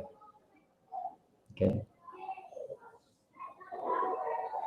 Any questions? So imagine the world, you know, in our world we seek utopia. Như cái cõi thế gian này mình tìm cái cõi là cõi thiên đàng. Okay. The utopia is an illusion. The utopia that people in this world look for is an illusion. They will never be able to find it because it does not exist. Cái cõi thiên đàng mà cái người thế gian này tìm đó, trước giờ trong lịch sử là ai đang kiếm cõi thiên đàng đó. In the history of mankind, people have searched for utopia, never could find it because it does not exist. Cái cõi mà thiên đàng cực lạc mà cái người phàm phu đã kiếm đã trong lịch sử là người đó không bao giờ kiếm được, tại vì thật sự nó không có. Whereas you may not believe me, but you should believe the Buddha, my Buddha. Nhiều khi cái vị thấy cái lời nói của thầy nó khó tin, nhưng được cái vị nên tin lời Phật. Because when it comes to the Pure Land Dharma here, I repeat the Buddha's words. Khi mà nói về cái pháp vãng sanh này, là những cái lời thầy nói là thường đa số là những cái lời của Phật dạy. Okay. The Buddha says, Shakyamuni Buddha, our Buddha, Ngài Thích Ca Mâu Ni Phật, he says that you should believe in the Western Bliss Pure Land. Ngài nói rằng quý vị nên tin vào Tây Phương Cực Lạc, because it is the best place, the safest place for you. Tại vì Tây Phương Cực Lạc cái chỗ an toàn nhất và cái chỗ mà tốt đẹp nhất cho quý vị. Okay, let me see. Yeah, all of you. If you can make it to Pure Land, tất cả quý vị có mặt ngày hôm nay. Okay. If you can make it to the Pure Land, nếu quý vị vãng sanh được Tây Phương Cực Lạc, I assure you, it is the biggest accomplishment you can have in your life. Cái đó là cái mà có lý nhất mà quý vị cần làm trong cuộc đời. It's the biggest success you can ever imagine. Then your life will be worth it. Thì như vậy đó, nếu thực sự quý vị được cái vãng sanh này, tất cả các người có mặt ngày hôm nay đó, okay, là cái sự thành công đại lớn lao của quý vị. Không có gì nó quý hơn nữa. To me, in my mind, as far as I'm concerned, there's nothing else more worthwhile for all of you. Tại vì không có cái nào mà nó có lý hơn cho quý vị. All of you right now, I mean, look at all of you, each and every one of you in the eyes, and tell you it's the best thing for you right now, this lifetime, all of you. Because the alternative is not even comparable. Và nếu quý vị không được á, là quý vị thiệt thòi nhiều lắm. Okay. And by the way, Most people don't know that. Quý vị biết không? Đại đa số người ta không biết cái chuyện này. It takes you caring for your loved one. Now you get to see, to hear this Buddhist fact. Tại vì quý vị quan tâm lưu luyến cái người quyến thuộc quý vị ngày nay mới nghe cái lời thầy nói như vậy. Because otherwise you wouldn't be able to hear from me such words. Okay. Any questions?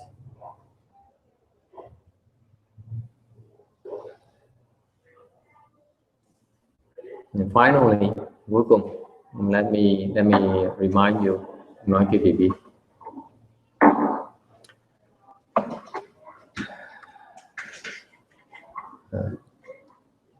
People in the world, ordinary people, cái người thế gian này, they are so worried and preoccupied with this current life. Quý vị, cuộc sống quý vị đó, nó khiến quý vị có những cái ưu tư, có những cái lo lắng trong cái cuộc đời này. You're so preoccupied with this current life that you fail to plan for the next life. Đến độ quý vị lo lắng ưu tư quá thành quý vị với cuộc sống này, thành quý vị quên lo cho cuộc đời sau. Because all of you, if you don't go to the Pure Land, you will revolve in the wheel. Tại tất cả những cái vị mà nếu không chịu đi tới theo đi qua được cái phương cực lạc thì quý vị sẽ lọt trong vòng luân hồi. You come back, you keep on cycling through this pain and suffering and joy and pain and joy and pain, ups and downs of life. That's what your life is like in the wheel reincarnation. Thành nếu quý vị không thoát cái lòng vòng luân hồi này, cuộc đời quý vị nó sẽ luôn luôn lúc lên voi lúc xuống chó. It's the nature of the human existence. Okay. Why is it like that? Tại sao như vậy? Because you are so preoccupied with the current life. Nên vậy, tại vì quý vị quá lo cuộc sống ngày hôm nay. We're so worried about right now, and you're so scared of what happens in the future life, next life. Mà quý vị không biết về cuộc đời sau ấy. That's why you don't know how to plan for next life. Thành quý vị không chịu lo cho cái cuộc đời sau. You can plan for your children's life and your children's future and your financial independence. Quý vị lo về hưu, lo về cái tương lai con cái mình. And yet the common mistake you all make is that you only can plan for a 50-year, 100-year horizon. That's all you have. Mà quý vị biết cái mạng sống còn 100 năm mà, your lifespan is less than 100 years. That's all you can plan for. And you forgot. Cuộc sống còn 100 năm mà quý vị quên. You've been revolving in the wheel reincarnation all this time. You haven't figured out a way to get out yet. Quý vị đã từng luân hồi trong vòng luân hồi đã quá lâu rồi mà vẫn chưa tìm cách mà thoát ra được.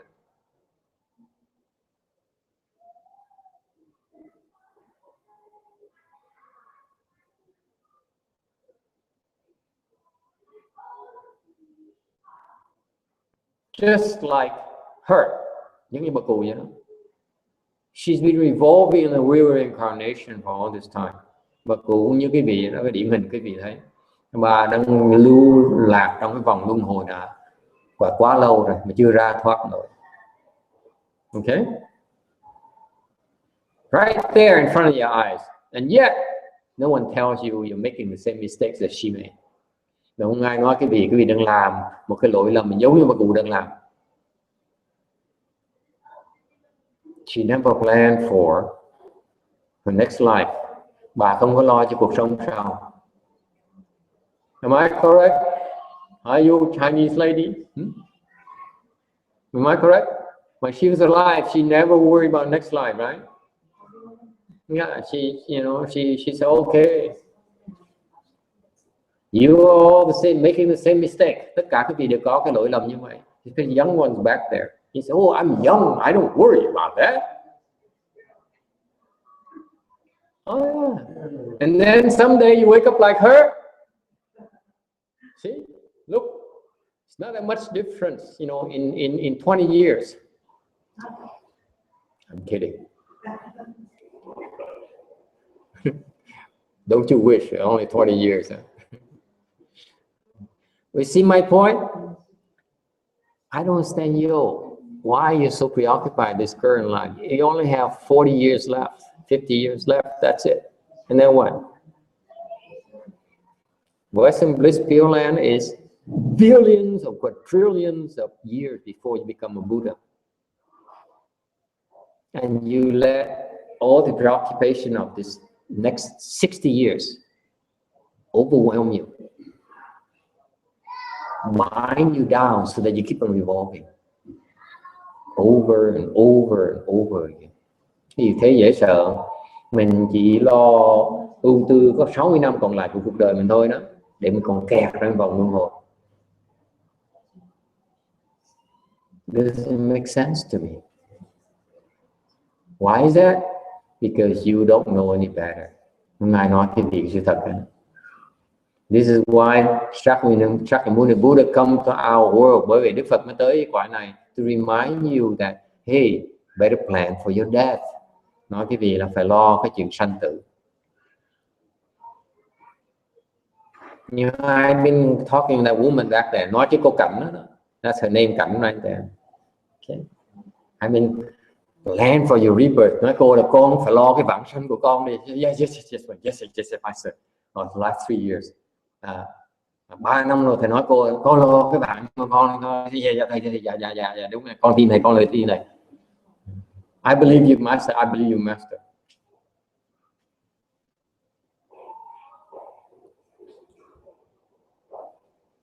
And all she can do if she dies today, nếu như cái cô này ngày hôm nay cô chết, excuse me, không phải tru ẻm nữa chứ. No, I'm not throwing a curse on you. Where do you think you're gonna go? Con nghĩ con đi đâu? I'm asking you right now. Serious. Thầy nói cái gì nghe chuyện tôi cười. I mean, this is so sad. My life is so sad. You think you're crying? I should be crying all the time. Cái gì nghĩ cái gì buồn á, thầy mới là buồn hơn cái gì. I should be crying every single day, every single minute. Đáng lý thầy phải khóc mỗi ngày, mỗi giây, mỗi chốc lát. Why is it? Because I see that people are suffering so much and there's no way for me to tell you otherwise. Thầy thấy cái việc khổ quá, thầy nói không được.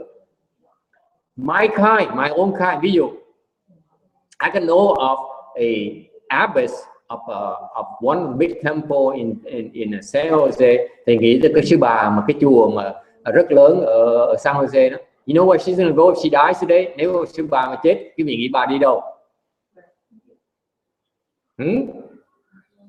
My own kind. After 50 years, after 60 years of becoming a nun, đã xuất gia là 60 năm rồi. Okay? Have a big temple, have a lot of disciples and followers. Có nhiều đệ tử, có nhiều Phật tử theo. Guess what she's going to go after she dies? Lots of money. Nhiều tiền lắm. Very successful in our world, in my profession. Very successful woman. This is powerful woman. Đây là trong cái thế giới của thầy đó, là một người thành công, một cái người có thế lực trong cái làng mình đó. Guess where she's going? The hells. Chết rồi sẽ đọa địa ngục.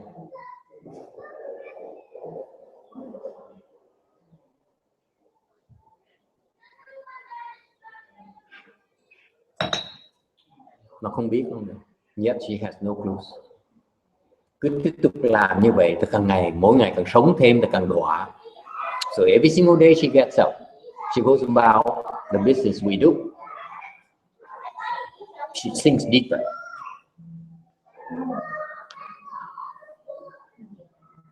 People in my profession, trong nghề của thầy đó, this is what we do. Why? Because she's more preoccupied with his current life than the next life. Sounds familiar? Tại sao như vậy? Tại sao thầy dám nói là cái bà này là lúc chết bà sẽ đọa địa ngục?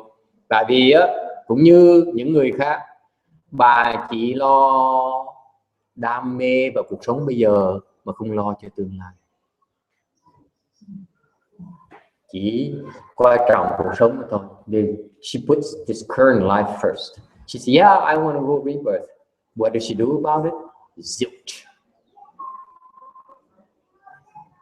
If you want to retire, don't you need to put away some money for your retirement? Ở đây quý vị muốn nghỉ về hưu, quý vị phải để dành tiền chứ, right? If you want to go to Western Brisbane, where are your rebirth savings? Mà quý vị muốn về Tây phương cực lạc thì quý vị đang tích trữ cái tiền về hưu về Tây phương cực lạc ở đâu này? Are you saving for it?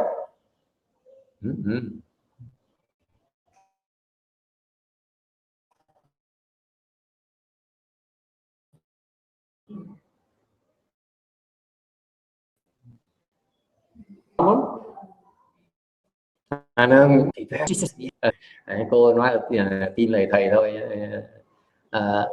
Cái miệng nói chưa đủ đâu. You thought it's not in something. You have to put aside.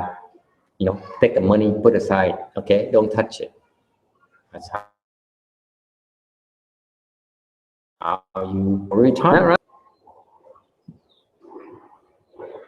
Question, ai thắc mắc gì không?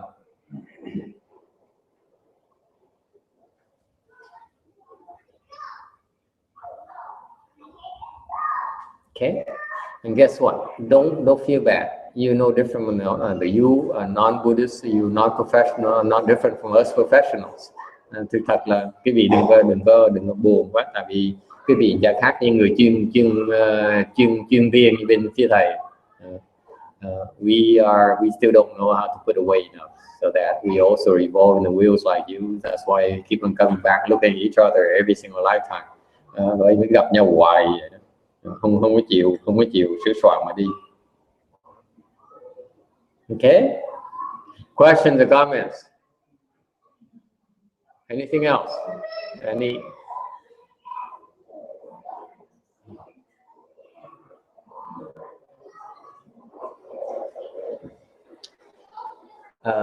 We Asians have a wonderful tradition.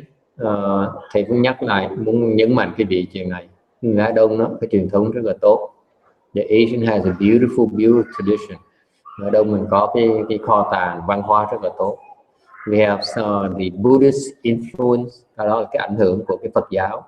That's why even though you know very little about Buddhism and by tradition, your Asian heritage is that when someone passes away, you take care of them with the Buddhist tradition.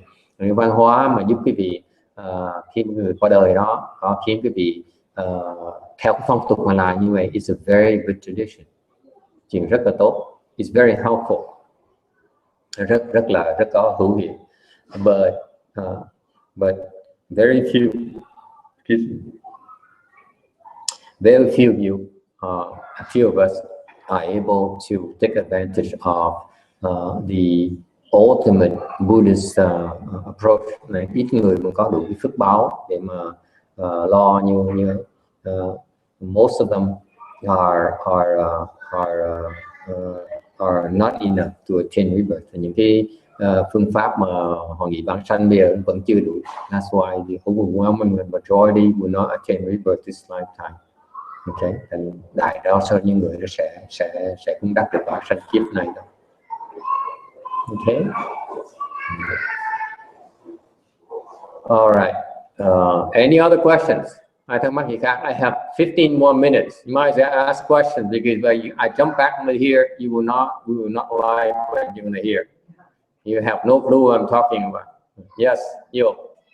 So we often talk about being present moment. Yes. Why do you have to worry so much about the next life? Ngoài cái Phật giáo mình khuyên là sống trong cái thực tại, tại sao mình lo kiếp sau làm cái gì? And then what you're talking about being prepared for the next life, like going to Pure Land, is that different context? Like being present. Okay. Good question. Câu hỏi giỏi. Hỏi bây giờ Phật giáo mình khuyên sống thực tại, tại sao mình nói chuyện vãng sanh làm cái gì? Okay. Let me ask you. I only have 15 minutes. I can beat around the bush for a half hour on this issue, but since I don't have a lot of time left, I'm gonna ask you straight. Okay? Thì hết thì giờ rồi. Hỏi thẳng lúc này. He says Buddhism should be live in the moment. We should live in the moment. Phật giáo mình dạy là sống trong cái thực tại, right? May I ask you, why you want to live in the moment? Thầy hỏi ngược lại quý vị, tại sao quý vị sống thực tại làm cái gì? Tell me please. All of you, I ask all of you now. Xin hỏi là quý vị sống thực tại làm cái gì? Why do you insist on living in the moment? I ask you, all of you. Why? What? For living? Sống. Okay? So live. And then what? For another 37 years? Sống 37 năm, and then what? When you get old, you worry about this now. And then you worry about next life. Rồi khi mình sống, lúc mình già mình lo kiếp sau. Makes sense to me, right? Cô Lý. What if you get hit by a truck tomorrow? Nếu ngày mai bị xe cán chết thì sao? Serious. Could happen. Có thể xảy ra. Mai xe nó cán mình chết thì sao? How does living the moment help you? Sống với thực tại nó giúp gì ở chỗ nào? Never mind about 37 years. You live the moment. Okay? Someone walking here says, and detonate a bomb. You die. How does it help you, sir? Đang sống trong hiện tại, bây giờ con người vào tự tử chết, làm nổ bom, cái bị chết, tất cả mọi người chết, thì sống thực tại nó giúp quý vị được cái gì?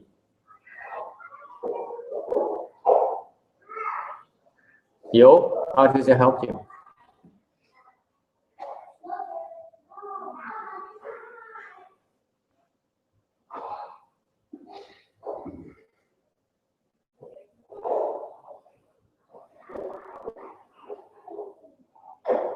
You're still putting all your eggs in this life, this moment. That's what's wrong with that moment. Nói cách khác là quý vị mới chỉ sống thực tại, là quý vị, cái cách ông này nói đó là quý vị sống tất cả, để tất cả vào cái thực tại này.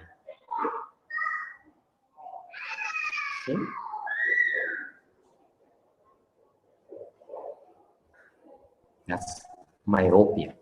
Cái đó là thiển cận. I'm sorry. The people who says live in the moment are myopic. Là người mà nói chủ trương là sống trong thực tại, những người bị thiển cận. They cannot see far enough. Họ không đủ cái nhãn quan để nhìn xa. That's the problem with all the people who advocate living in the moment. That's why we don't teach living in the moment. Cái này thầy xin hơi xúc phạm mọi người nghe một tí. I'm offending quite a few people. Okay? Lý do mà thầy chúng ta không dạy quý vị sống trong thực tại là tại vì cái sống trong thực tại mà chủ nghĩa này á, là cái chủ nghĩa của sự thiển cận. Họ thiếu cái nhãn quan nó quá eo hẹp đi, nó quá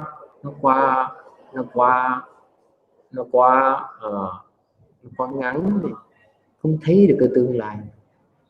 Vì vậy mới chỉ khuyên quý vị là sống trong thực tại thôi. Moreover, hơn nữa, what's so great about the moment? Đấy, thêm quý vị, xin hỏi quý vị, cái thực tại có gì hay ho cho đó? Please tell me. Yes. My husband? No, your husband is not great. Chồng con chắc chắn không có gì mà hay ho đâu. Yes.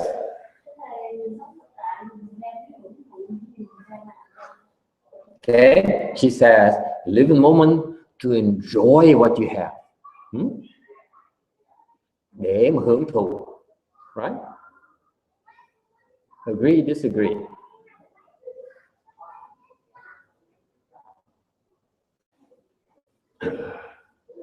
Enjoying is exhausting your blessings. Hưởng thụ là làm vơi cái phước báo của mình. Yes, sir. Well, that's an idea that people have, but and part of that idea is that there's not going to be any more moments, like this. At the end of this life, you're totally extinguished. Like, so you might as well enjoy it right now. It's an atheistic point of view. Can I offend you a little bit? Yes.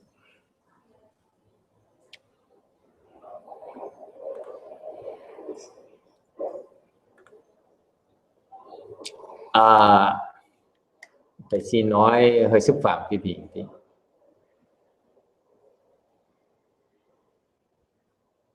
Oh, you point again, sir? I forgot. I got distracted here. What is your point? Repeat your point. Point is thinking like that, you're assuming that there's no future life. So you might as well just enjoy it because it's all in your life. Yeah. There's a difference between worldly knowledge and transcendental knowledge. Có cái sự khác biệt giữa cái tri kiến thế gian và cái tri kiến xuất thế gian. Okay. We spend our life, chúng ta bỏ cuộc đời chúng ta pursuing worldly things, để đeo đuổi những cái chuyện thế gian. We get an education, đi học, you get a job, đi làm, you fall in love, mình thương yêu này, you raise a family, lo gia đình, you plan for retirement, lo cái về hưu của mình. All of that, you look at the entire lifespan, cái gì nhìn lại cuộc đời cái gì. Okay, I'm glad the young people are still around because I want you boys, you young people, to listen to me. Look at yourself and look at her. Someday you become just like her. Someday you become just like that gentleman right here. No difference. You do the same thing. You get an education. Okay? You get a job. You fall in love. You raise a family. You have children. And then you retire. Then you become sick and old. The people have walked this path before you already. Chứ mình nghĩ lại cho coi. Mình sẽ đi học này, xong kiếm việc làm này, xong rồi yêu thương người ta này, xong lập gia đình này, đẻ con ra này, xong rồi lúc già về hưu này. Tất cả mọi người sẽ qua những giai đoạn này. Anyone? Am I missing anything? Am I excluding anyone? Me too. Someday I retire too. I'm on the last step. Thầy cũng khác chứ cái gì là cuối cùng thầy cũng chỉ còn về hưu thôi. I have nothing else. Okay? Unlike you, I live my full life. I get an education. I got an education. I fell in love. I got married. Okay? And then I didn't plan for retirement. That's why I had to become a monk. So far, so good. So what's different? And then look at her. Nhìn tới bà cụ. Then you die. And then what? You start over again. Lifetime after lifetime. Chết xong bắt đầu lại. You change your body. You start over again. You grow up. You get an education. You get a job, you fall in love with a different woman, hopefully. You know, and then you retire, and you die. You start over again, over and over again. It's called reincarnation. Cái đó là thế gian pháp. It's called worldly dharma.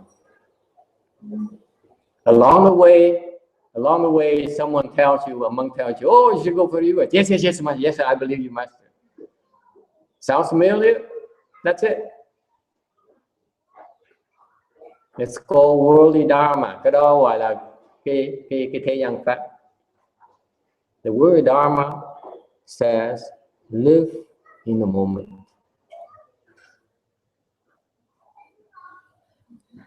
It's people like me who tell you live in the moment.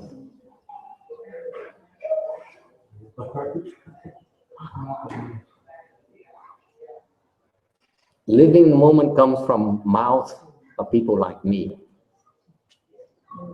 Monks and nuns who says, live in the moment. Okay? That dharma is not meant to be lived like that, to be used like that. It's abused, it's misinterpreted. It's not the way you folks understand it. Cái pháp mà sống trong thực tại là cái pháp mà từ những người xuất gia như thầy đó dạy quý vị, tại vì họ không hiểu. These people who taught you that way, the left home people who taught you that way, do not understand that dharma. Những người dạy quý vị như vậy không hiểu cái pháp này. But it sounds good, but it's no liberation. They're binding you to your vicious cycles of reincarnation. Cái pháp của quý vị, hay là ta giảng quý vị đây là khiến quý vị cứ lung lạc cái vòng luân hồi hoài, thoát không ra không được. The dharma of living the moment, cái pháp mà sống thực tại, is meant to liberate you, not to bind you like that. Cái pháp mà sống thực tại đâu phải cái pháp để khiến quý vị bị kẹt đâu. But the way it's explained and practiced right now is but a worldly dharma. It doesn't provide you liberation. That's why I don't teach it anymore.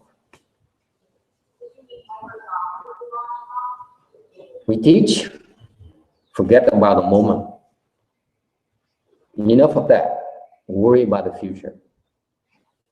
Have balance. Thành cái pháp quý vị, cái thực tế quý vị là quý vị nhìn có sự thăng bằng vừa hiện tại vừa tương lai. You need to have a balance between the future and the present. That's called the middle way. Cái đó gọi là pháp trung dung, là trung đạo. Ask yourself. Thì xin hỏi quý vị, tự hỏi of all your time, all your resources. Thì tự xét lại. Ask yourself, all your resources. Throughout, look at all your lifetime. Look at her, all her lifetime. Những cái bà cụ này. Look at him. Okay? Look at me. Okay? Look at her. Look at her. Look at her. How much of your resources are spent on this current life versus the future life? Ask yourself. Is there a balance?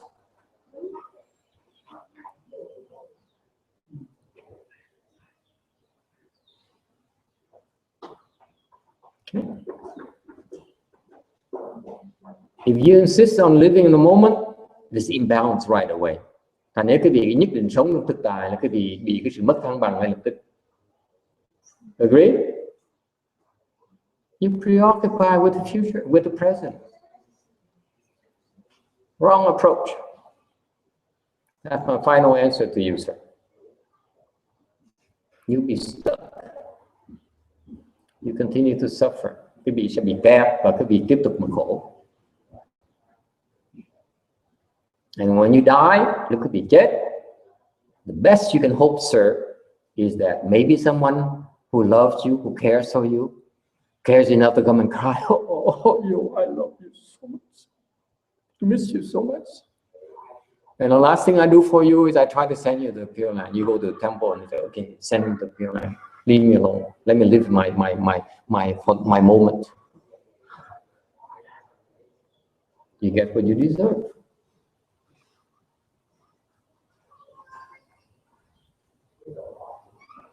Ok, ai thắc mắc gì không? Mô Phật thầy, hình như hôm qua có nước nào ngay giữa Ấn Độ với Trung Quốc đạn đá 700 mấy chết, ngàn mấy ngàn người. Pakistan, Nepal, Nepal. Biên giới của Ấn Độ, rồi biên giới của Trung Quốc, biên giới của nước nào Ấn Độ. ngay giữa cái nước đó thì với cái tên đó là mới đụng ra 7.8 này. Ngã chết bao nhiêu mới phát hiện là ngàn mấy ngàn người chưa biết bao nhiêu. Earthquake recently in Nepal that kills around 800 people.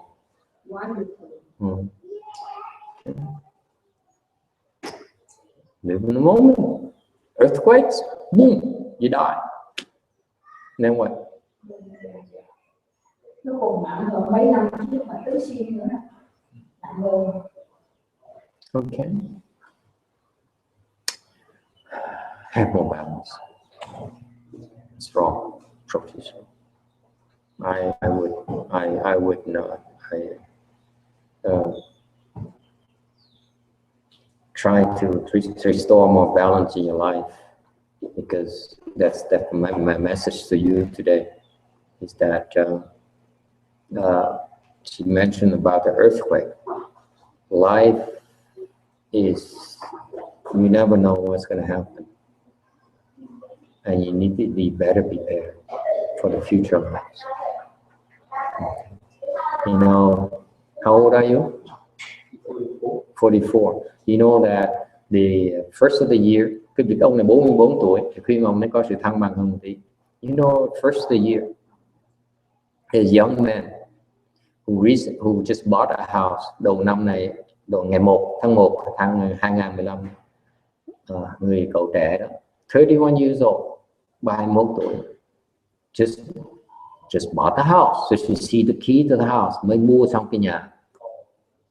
In Australia, bên Úc là rồi. He's about to move his mother into the house with him. Rước bà mẹ về nhà ở với mình. Okay, he's single, độc thân. Okay, so he said before moving on the first day of the year, he went out to have a drink with his friend, celebrate New Year's Eve, New Year's. Thành tối giao thừa ăn giao thừa đó, ra đi uống rượu với bạn. And you know what? He died in the bar. No one knows. We don't know why. Đi uống rượu với bạn mà chết bất đắc kỳ tử ngay trong cái bar đó. 31 years old. Very filial, very good boy. Died. Cháu con của tôi là khi cả ở bên Quốc. Mà đi rồi nó kiếm cho mấy ngàn.